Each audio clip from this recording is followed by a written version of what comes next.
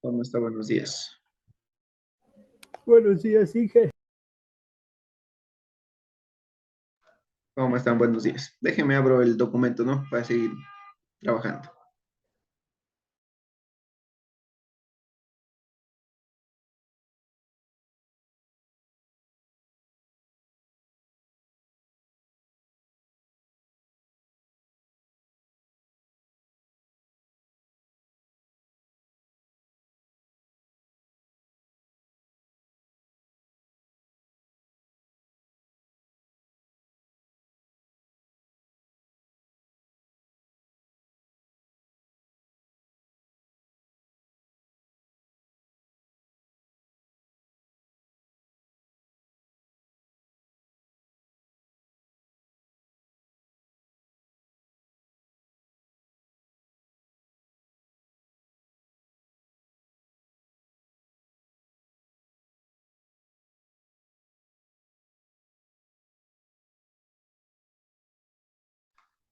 Ahí estamos, ¿no? Con la materia. Déjenme ver dónde nos habíamos quedado. Creo que ya habíamos revisado lo que es la consultoría. De igual manera, creo ya revisamos. Déjenme ver.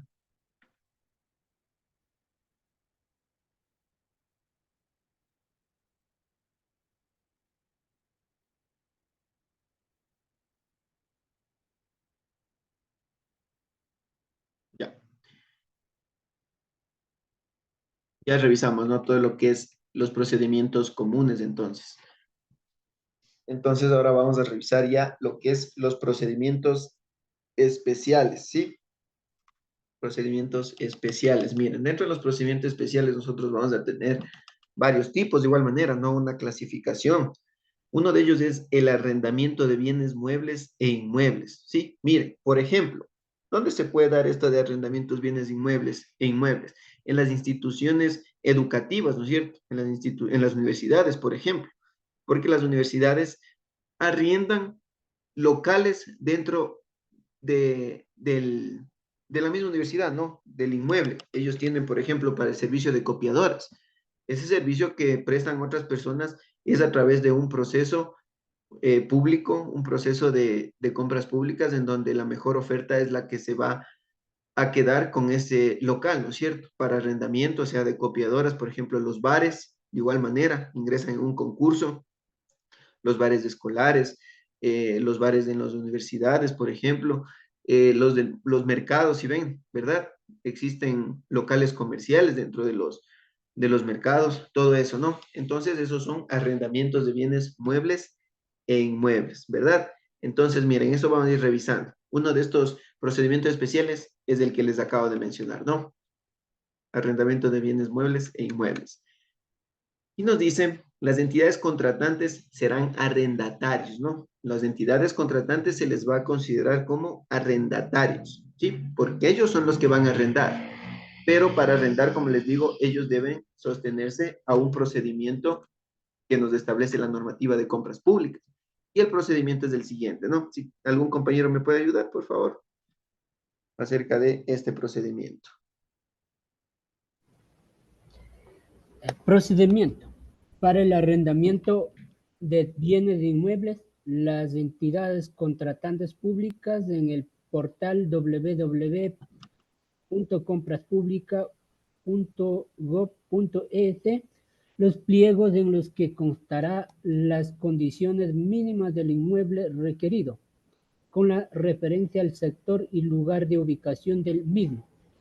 Para la suspensión del contrato, el adjudicatoria, el adjudicatorio no requiere estar inscrito y habilitado en el RUP. El CERCOP determinará el procedimiento y los requisitos que se deberán cumplir en estos contrataciones.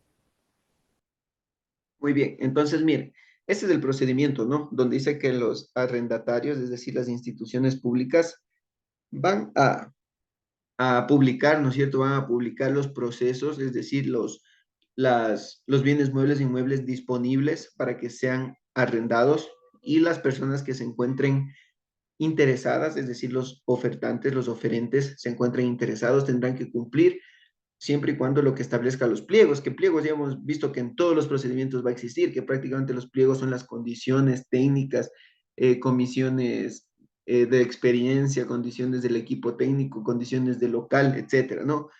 Y miren, y que nos dice con la referencia al sector y lugar de ubicación del mismo. Y que para poder nosotros suscribir un contrato, nos dice el adjudicatario no quiere, no requiere estar inscrito y habilitado en el RUB, ¿sí? Pero tampoco estar inscrito en el RUB no es que me deshabilita para poder estar en este tipo de procedimientos, ¿no? Sino que es una alternativa que me da nada más la normativa. El CERCOP determinará el procedimiento y los requisitos que se deberán cumplir en estas contrataciones. Veamos. Miren, allá. Entonces, miren, esto ha sido lo que es los bienes inmuebles, ¿no? Lo que les había dicho. Déjenme ver si tengo un videito por aquí acerca de los bienes inmuebles, ¿sí? Que justamente eso quiero que revisemos un poquito más.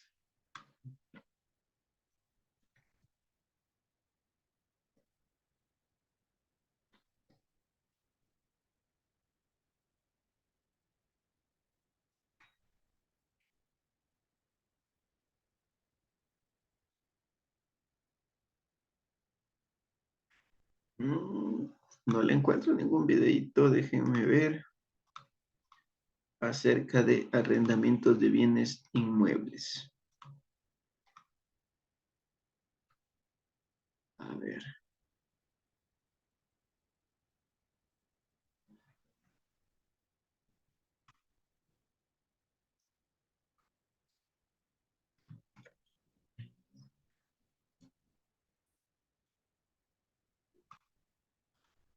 Mm,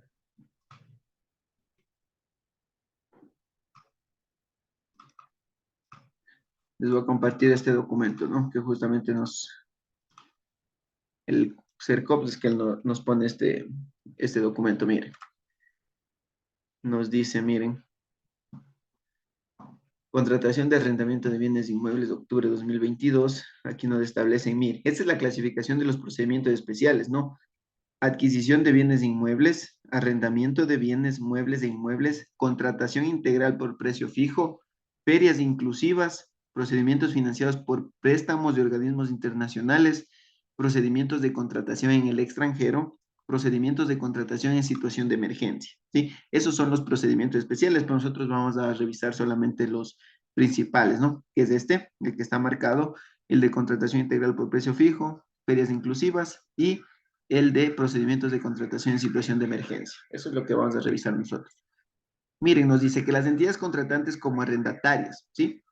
Las entidades serán los arrendatarios, nos dice que como revisamos, ¿no? En la normativa que se debe revisar lo que establecen los pliegos y en los pliegos el contenido que debe tener el pliego es primero, condiciones mínimas del inmueble requerido, es decir, la información del inmueble, ¿no?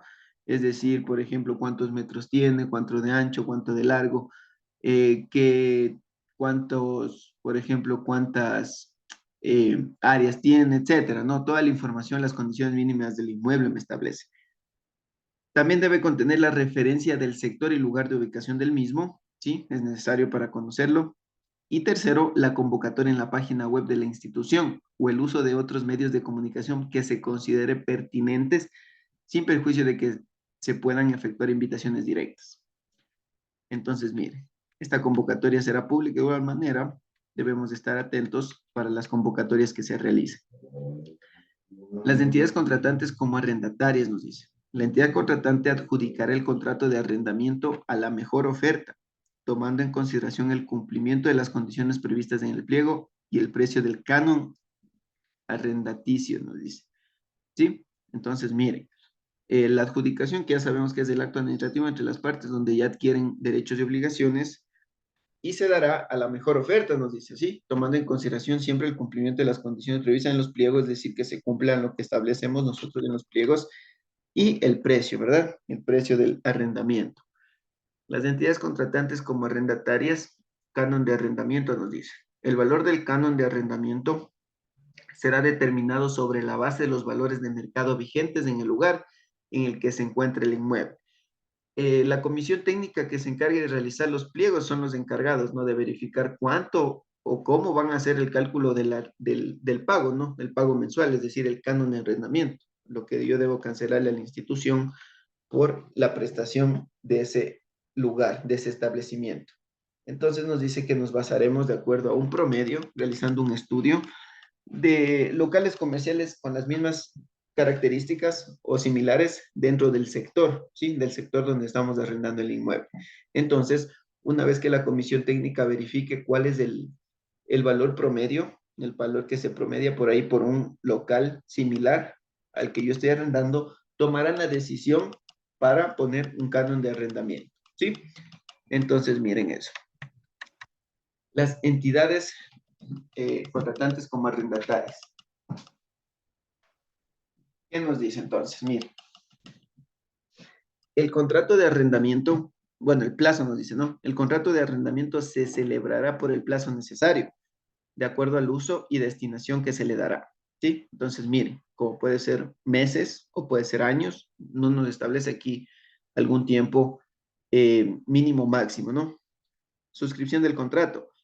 Para la suscripción del contrato, el adjudicatario no requiere estar inscrito y habilitado en el registro único de proveedores, en el RUP, lo que revisamos, ¿no? ¿Qué es el canon arrendaticio? Ayúdame con la lectura, por favor, ¿ya?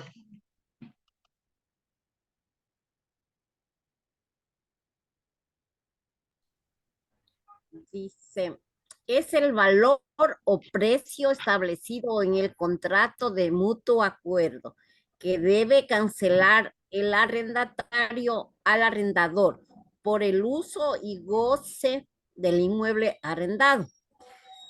Es la contraprestación que generalmente constituye una cantidad de dinero establecido en el contrato que recibe el propietario del inmueble por la entrega del mismo a otra persona que durante un lapso de tiempo puede hacer uso y gozar del inmueble.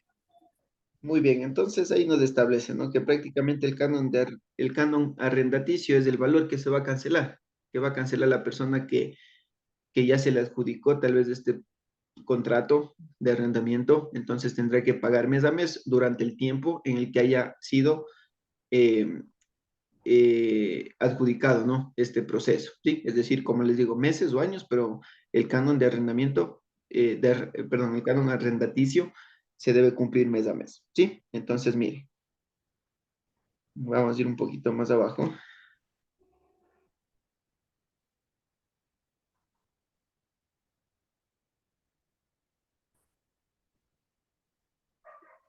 Listo, por aquí nos establecen, miren, otras leyes, ¿no? Justamente la ley de inquilinato nos establece. Ya, miren, aquí nos ponen condiciones, ¿no? Sobre el cálculo de del canon, ¿no? De arrendamiento. Eso dejamos para después. Ya, aquí nos ponen plazos mínimos, miren, ya nos ponen plazos. En la parte anterior no nos decía, ¿no? Si es un mes, 2 meses, 6 meses, un año, 2 años, 3 años, 10 años, ¿sí? Pero aquí nos dice ya plazo de duración y plazo mínimo. A ver, René, ayúdame con la lectura del plazo mínimo, por favor. Plazo mínimo establecido en la ley de inquilinato para el arriendo de inmuebles para el vivienda es de 2 años. Sin embargo, para el arriendo de locales comerciales o el arriendo de inmuebles para uso comercial como oficinas, bodegas, centros de acopio o similares que por su naturaleza puede ser menor. Fecha de arriendo. Hay que establecer con claridad la fecha de inicio y la fecha de finalización del arriendo, aclarando que la fecha de suscripción de contrato puede ser diferente la del inicio del arriendo. Muy bien, miren, entonces nos dice el plazo mínimo, ¿no? Que será para vivienda, nos dice que es de 2 años, ¿sí? Mínimo 2 años. Sin embargo, para el arrendamiento de locales comerciales o arriendo de inmuebles para uso comercial como oficinas, bodegas, centros de acopio similares que por su naturaleza pueda ser menor, hay que establecer con claridad la fecha de inicio y la fecha de finalización del arrendamiento. del arriendo, aclarando que la fecha de suscripción del contrato puede ser diferente a la del inicio del arriendo, ¿no? Entonces, miren lo que establece. Prohibición para las instituciones del sector público. En ningún caso las instituciones podrán cobrar en concepto de cánones de arrendamiento por sus inmuebles valores superiores a los límites legales, ¿sí? Las entidades contratantes como arrendadoras. Vamos por aquí, vamos más abajito. La adjudicación nos dice, no, la recepción de ofertas se realizará el día y horas señaladas en el pliego, luego de lo cual la máxima autoridad o su delegado adjudicará el arrendamiento al mejor postor, el que claramente no, el que dé mejor una mejor oferta. Entonces, se entenderá que la oferta más conveniente es aquella que ajustándose a las condiciones de pliego ofrezca el mayor precio. Para la suscripción del contrato, el adjudicatario no quiere estar inscrito, no requiere, ¿no? Estar inscrito en el RUP. Casos especiales nos dicen, mire, los contratos de arrendamiento de locales de uso especial como mercados, camales, casetas, cabinas, entre otros, siempre que no respondan a una modalidad administrativa de autorización, licencia o concesión de uso público, eh, se arrendarán preferentemente a arrendatarios locales, para lo cual no será necesario publicar la convocatoria en el SOCE, que es el sistema de compras públicas, sino que se podrán cursar invitaciones individuales. Mire, por eso es que si vamos a pedir un local en el mercado, no nos dan, porque ya tienen por ahí amarrados seguramente, ¿no es cierto? Los contratos que correspondan a hoteles, salones para recepciones o eventos, restaurantes, entre otros, de propiedad de las entidades contratantes, cuyas características de uso no sean de largo plazo, tampoco se regirán por las normas del presente capítulo, sino por los usos y costumbres de la actividad. Aquí vemos normas supletorias, nos dice que debemos revisar el Código de Comercio, el Código Civil y la Ley de Inquilinato, porque en ellas también incurren varias situaciones. Por ejemplo, la Ley de Inquilinato nos ponía que debemos basarnos, cómo debemos nosotros considerar o basarnos para establecer un canon de arrendamiento, que no sea excesivo, sino que debe basarse a lo que establece esta ley.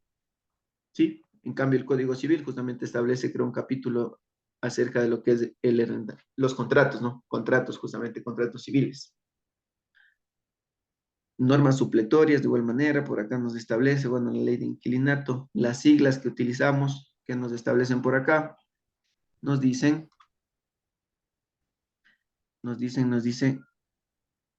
una circular, ¿no? Del CERCOP.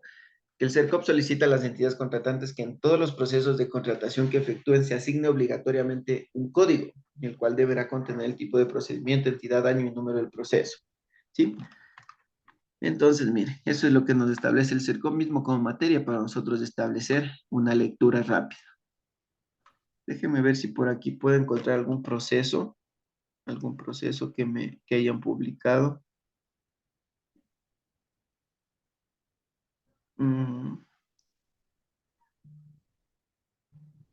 Al parecer no. Bueno, vamos a continuar con otro tema, ¿no? Perdón, con otra clasificación de los procedimientos especiales. Nos habla acerca de las ferias inclusivas, ¿sí? Vamos a leer qué son las ferias inclusivas, ¿no? ¿A qué hace referencia este tipo de procedimiento especial? ¿Algún compañero que me ayude con la lectura, por favor? La feria inclusiva es un procedimiento que se utilizará preferentemente por toda entidad contratante, con el objeto de adquirir obras, bienes y servicios de producción nacional, catálogos o normalizadas, no catalogadas o normalizadas. No le entiendo ahí, profe. Dice, normalizadas, no catalogadas o no normalizadas.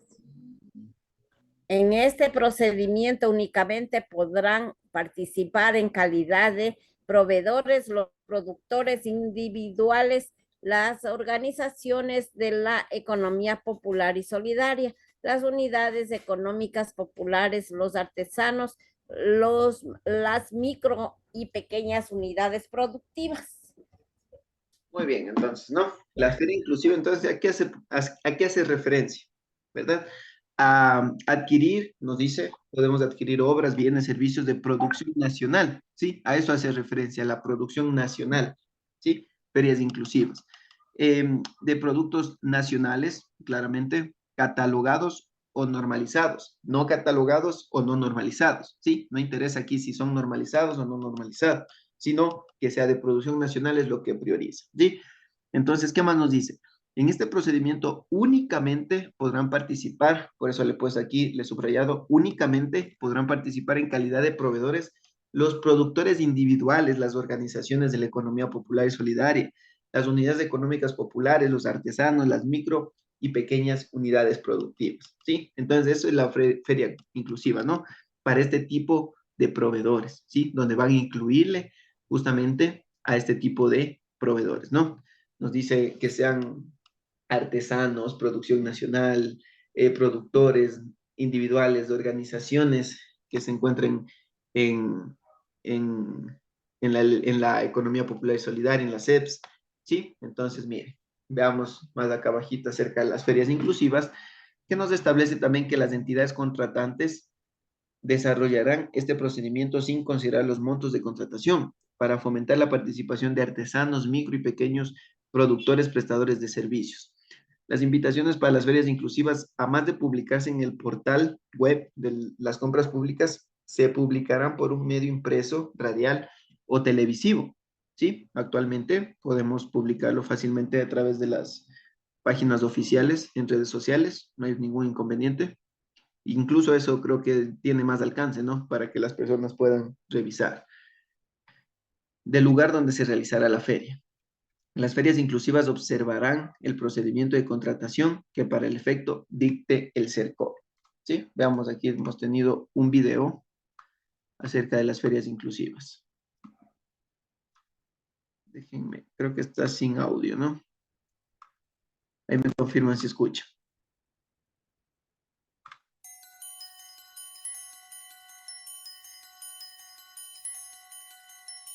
¿Qué son las ferias inclusivas? Son procedimientos de contratación en donde se invita a actores de la economía popular y solidaria, micros o pequeñas empresas y sectores vulnerables que presenten sus ofertas de bienes y servicios, de acuerdo al requerimiento de las entidades contratantes. Este procedimiento tiene dos características principales. La primera es que toda la institución pública debe preferir la contratación de bienes y servicios a través de estos procedimientos de feria inclusiva. ¿Por qué? El objeto de la feria inclusiva es incluir a los sectores que normalmente han sido más golpeados de la población y así generar oportunidades de ingreso para estos procedimientos de contratación. Tenemos al mismo CERCOP y el Instituto de Economía Popular y Solidaria que asesorará tanto a los proveedores como a las instituciones en el proceso de contratación en sí mismo. Adicional a esto y continuando con estos procedimientos especiales, vamos con lo que son bienes inmuebles. El Estado, para cumplir sus objetivos, puede requerir bienes inmuebles y tiene dos alternativas: arrendarlo o adquirirlo. Para arrendarlo, basta publicar y realizar un proceso a través del portal de compras públicas en el cual se buscará, bajo el requerimiento de la ubicación y las características principales del mueble, qué proveedor puede cumplir con estos requisitos. En el caso de adquisición de bienes, las instituciones públicas declararán de utilidad pública ese bien para cumplir los fines del Estado. Una vez declarado de utilidad pública, en un lapso de 90 días, tendrán para negociar entre el dueño del inmueble y la entidad estatal el valor a pagar, que no podrá superar el 10% del avalúo catastral del mismo. Si no se llegara a un acuerdo, el contratista, en este caso el proveedor, el dueño del bien, puede seguir un juicio de estrados con el fin de establecer el precio justo sobre ese bien. Sin embargo, el Estado no puede parar durante este juicio por el precio justo, y lo que requiere es ese bien inmediatamente para cumplir los fines. Por lo tanto, podrá declarar la utilidad pública y ocuparlo inmediatamente.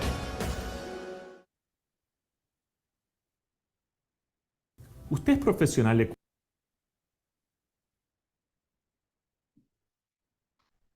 Muy bien, entonces, ¿no? Ahí nos hablaba prácticamente en resumen lo que habíamos revisado, lo que es las ferias inclusivas, ¿no? Entonces, hasta ahí tenemos alguna preguntita, o si no, para leer el nuevo procedimiento, ¿no? Que es el procedimiento especiales por emergencias, ¿sí? Por emergencias, justamente. ¿Sí? Vamos a leer un poquito qué nos establece, ¿sí? ¿Cuándo se debe aplicar justamente este procedimiento especial? Que no siempre es la primera opción, sino cuando existan emergencias, justamente como su nombre indica. Déjenme ver. Nos dice, situaciones de emergencia son aquellas generadas por acontecimientos graves, tales como accidentes, terremotos, inundaciones, sequías, grave conmoción interna, inminente agresión externa, guerra internacional, catástrofes naturales y otras que provengan de fuerza mayor o caso fortuito. A nivel nacional, sectorial o institucional, una situación de emergencia es concreta, inmediata, imprevista, probada y objetiva. El procedimiento que se debe llevar a cabo justamente para este tipo de procedimientos, ¿sí? Perdón, para este tipo de contrataciones especiales, es el siguiente, ¿no? Para atender, perdón, un ratito, para atender las situaciones de emergencia previamente a iniciarse el procedimiento, el Ministerio de Estado o en general la máxima autoridad de la entidad deberá emitir una resolución motivada, ¿sí? Es decir, explicando el porqué de las razones de esta situación que se va a declarar como emergente, ¿sí? Para justificar la contratación. Dicha resolución se publicará en el portal de compras públicas. La entidad podrá contratar de manera directa y bajo responsabilidad de la máxima autoridad las obras, bienes o servicios, incluidos los de consultoría, que se requieren de manera estricta para superar la situación de emergencia. Podrá inclusive contratar con empresas extranjeras sin requerir los requisitos previos de domicilización ni de presentación de garantías, los cuales se cumplirán una vez suscrito el respectivo contrato, ¿sí? Entonces, miren, para poder nosotros realizar una contratación por emergencia, primero debe existir una resolución, efectivamente, donde indique, donde indique que se está declarando en emergencia una zona o todo el territorio nacional, ¿sí? Esto por la máxima autoridad, nos dice, del Estado, o a su vez, por la máxima autoridad de la entidad que va a realizar esta contratación. Muy bien. Nos dice, en todos los casos, una vez superada la situación de emergencia, la máxima autoridad de la entidad contratante publicará en el portal de compras públicas un informe que detalle las contrataciones realizadas y el presupuesto empleado, con indicación de los resultados obtenidos. Veamos qué nos establece este videíto acerca de la contratación. Estimados amigos, Ahí está. un gusto poder compartir una vez más estos cortos espacios relacionados al derecho administrativo y la contratación pública en el Ecuador. Un saludo especial para nuestros seguidores, proveedores, contratistas, servidores públicos y en especial aquellas personas que gentilmente comparten nuestras publicaciones permitiéndonos llegar más allá de lo habitual. Para hoy tenemos un tema súper importante que no se le estaría dando la dimensión del caso, sobre todo a la hora de realizar las contrataciones. Me refiero exclusivamente a las compras públicas con declaratoria de emergencia. Bajo el nombre comercial Consailor te saluda Enrique Conza. Empezamos.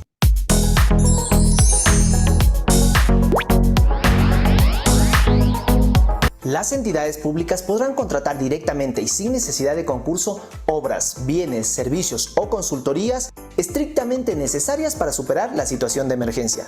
Bastará con que la máxima autoridad declare la misma siempre y cuando la situación se defina en los siguientes términos. El numeral 31 del artículo 6 de la Ley Orgánica del Sistema Nacional de Contratación Pública establece lo siguiente. Situaciones de emergencia son aquellas generadas por acontecimientos graves tales como accidentes, terremotos, inundaciones, sequías, grave conmoción interna, inminente agresión externa, guerra internacional, catástrofes naturales y otras que provengan de fuerza mayor o caso fortuito, a nivel nacional, sectorial o institucional. Una situación de emergencia es concreta, inmediata, imprevista, probada y objetiva. Con estos antecedentes resumiremos 4 errores comunes que cometen los servidores públicos con el uso de esta figura. Error número 1.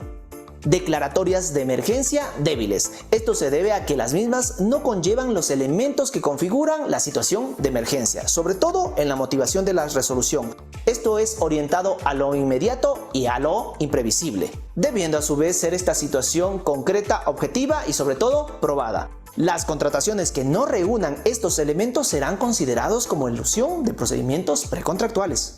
Error número 2. Suscripción de contratos con proveedores que no reúnen el perfil idóneo. Por ejemplo, en una consultoría por emergencia vial, el contrato deberá ser adjudicado a un consultor con experiencia, más no a un constructor específico. Ojo que hay serias observaciones del caso, pues si bien es cierto, la construcción y los estudios se relacionan, pero no son iguales. Error número 3. Situaciones de emergencia abiertas que no llegan a cerrarse. Debemos tener claro que la máxima autoridad está obligada, una vez superada la situación de emergencia, publicar la información relevante, pero sobre todo el informe definitivo que reúna las contrataciones realizadas, los presupuestos invertidos, etc. Cuán importante es contar con un sistema estandarizado de indicadores ante esta situación. No obstante, esto no suele pasar, debido a información demasiado dispersa, cambios de administradores de contrato o lo que es peor, pérdida del expediente precontractual. Error número 4. Información generada pero no publicada oportunamente. Servidores públicos y en especial máximas autoridades, los contratos y la información generada dentro de la emergencia a partir de la Ley Orgánica del Sistema Nacional de Contratación Pública deberá publicarse inmediatamente desde la emisión, suscripción u otorgamiento. En exámenes de Contraloría que he tenido la oportunidad de revisar con respecto a observaciones de nuestros clientes, las mismas llegan incluso al operador del portal dentro de la entidad pública. Mucho cuidado. Máximas autoridades. Deleguen formalmente quién va a ser la persona que exclusivamente se va a dedicar a la elaboración del informe definitivo y sobre todo a publicarlo. Dispongan que sus directores coordinen la ejecución contractual con los administradores de contrato. Administradores de contrato, sistematicen toda la información relacionada con los contratos que tengan a su haber. Registren digitalmente el comportamiento individual de cada uno de ellos. Sin embargo, a fin de mes deben consolidar la información de todos los contratos que se suscribieron bajo esta figura. No deben olvidar que deben suscribir las actas de recepción respectiva. Queridos amigos, es todo por hoy. Te dejo nuestras redes sociales. Suscríbete si no lo has hecho. Cada contenido que desarrollemos cubre diversas necesidades. Alguna puede servirte. Somos el equipo Consailor y te decimos hasta otra oportunidad.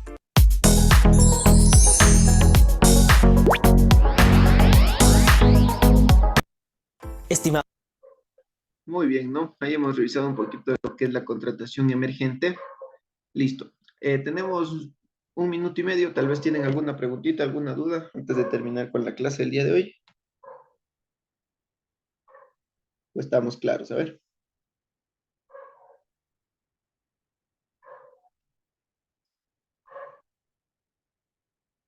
Si no tenemos ninguna duda, podemos ir terminando con la clase el día de hoy.